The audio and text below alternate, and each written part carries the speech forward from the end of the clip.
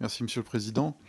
Monsieur le Président, Monsieur le Directeur de recherche, Madame la Professeure, chers collègues, le Brésil, pays avec lequel nous partageons notre plus grande frontière, est un partenaire majeur de la France à l'international en matière économique, comme en témoignent les près de 1100 entreprises françaises présentes dans le pays. Alors que le président Chirac et déjà à l'époque le président Lula avaient signé en 2006 un partenariat stratégique d'ampleur, le groupe démocrate se félicite du réchauffement de nos relations avec les pouvoirs publics brésiliens suite à l'élection de novembre dernier. Réchauffement qui se concrétise d'ailleurs avec la visite de Madame la ministre Colonna aujourd'hui et demain en terre à Ouro Verde. Cette bonne entente diplomatique, symbole des positions communes entre nos deux pays sur la protection de l'environnement, de la biodiversité et de la justice sociale, est essentielle. Toutefois, je m'interroge quant aux nouvelles prises de position du président Lula sur l'accord commercial entre l'Union européenne et le Mercosur et sur la possible monnaie commune avec l'Argentine et les pays membres de cette alliance. Tout d'abord, je souhaiterais avoir votre avis sur ce qui pousse désormais Lula à mettre la pression sur la France pour approuver cet accord commercial, alors qu'il y est opposé, notamment pour préserver notre agriculture.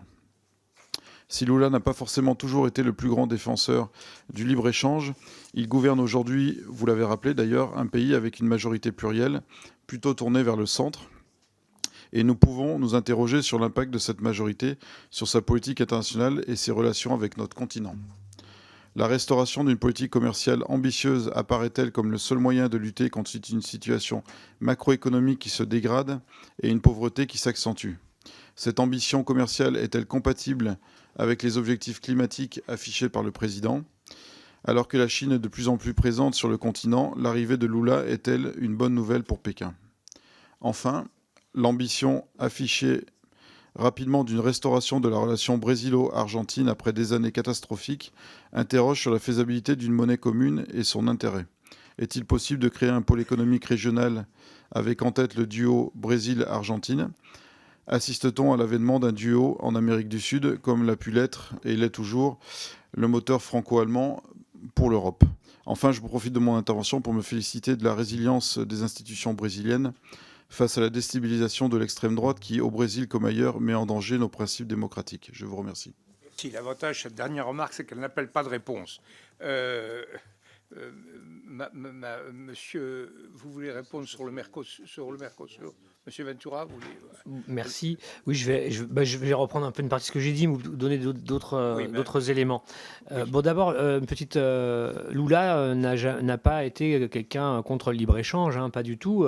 Les deux premiers gouvernements de Lula sont précisément très libre-échangistes, justement à une époque qui n'est plus tout à fait celle-ci, où ce que cherchait le gouvernement Lula, c'était à l'intérieur de cautériser la société, etc. Mais à l'extérieur, c'était précisément de gagner des parts de marché dans le commerce international et d'augmenter par des accords de libre-échange la présence d'exportations massivement brésiliennes.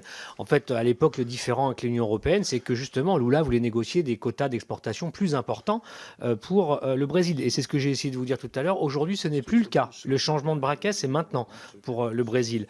Ce n'est plus simplement ça qu'il veut. Le Brésil, ce qu'il veut, c'est ce que j'ai essayé de vous expliquer, c'est-à-dire il veut moderniser son économie, il veut la diversifier.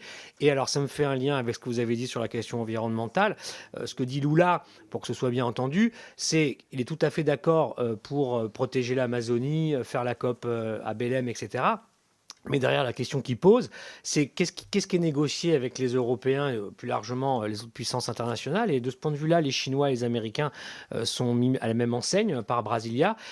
C'est quoi le deal, en fait ? C'est-à-dire, si les Brésiliens exploitent moins leur biome et leur forêt amazonienne, dont je rappelle quand même que l'activité de cette exploitation, c'est l'exportation précisément de soja et de viande dans nos assiettes et nos combustibles, ici en Europe en particulier. Qu'est-ce qu'on offre en contrepartie ? Ce qu'on doit offrir en contrepartie du point de vue du Brésil, c'est les moyens d'une transition vers une modernisation de l'appareil de production brésilien, son autonomie, sa souveraineté, sa montée en gamme. Qu'est-ce qu'on a à proposer là-dessus ? C'est ça la question que pose Lula aux Européens dans le cadre qui nous intéresse, nous, mais plus globalement à ses partenaires internationaux. Donc, oui, je crois que c'est vraiment un changement d'approche aujourd'hui que porte Lula dans sa conception justement des négociations, qui ne se résume plus précisément à une approche libre-échangiste brute. C'est ça que je voulais rajouter. Deuxième point, sur la monnaie commune, parce que j'en ai pas parlé, oui, c'est aussi un vieux projet, si j'ose j'ose dire ça, en Amérique latine. Le projet, c'est quoi? C'est de se libérer de la volatilité et de la pression du dollar sur les transactions commerciales régionales. Ça, c'est la première chose. C'est de permettre des échanges en monnaie locale qui permettent une certaine prévisibilité, en quelque sorte, des transactions commerciales intra-latino-américaines, dans le but d'intégrer ce que je vous ai dit auparavant, j'ai plus le temps, mais vous voyez bien le lien entre cette monnaie commune, l'intégration régionale, énergétique, alimentaire, etc. Et puis, c'est deuxièmement de construire, disons, les bases de ce qui pourrait ressembler à un moment donné à un marché commun, en fait, latino-américain, qui permettrait aux Brésiliens et aux Latino-américains de mieux absorber les chocs globaux qui aujourd'hui se succèdent les uns après les autres sur tous les terrains économiques, commerciaux, géopolitiques, etc. Et c'est ça, en fait, qui est le cœur de ce projet, qui vient donc, comme vous l'avez dit, d'être relancé à Buenos Aires dans le cadre de la rencontre entre le Brésil et l'Argentine. On verra demain si ça s'élargit à d'autres pays.